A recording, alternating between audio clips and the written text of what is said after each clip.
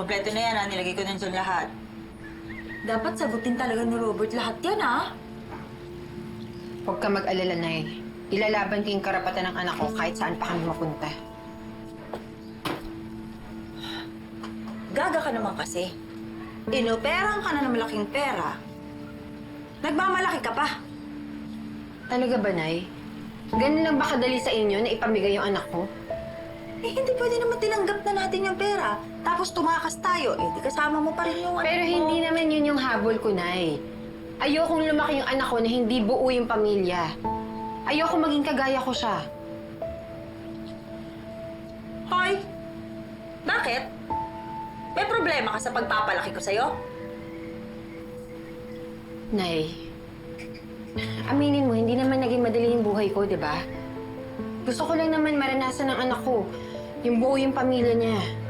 Yung may nanay, may tatay. O paano nga kung ayaw na nga nung tatay sa'yo?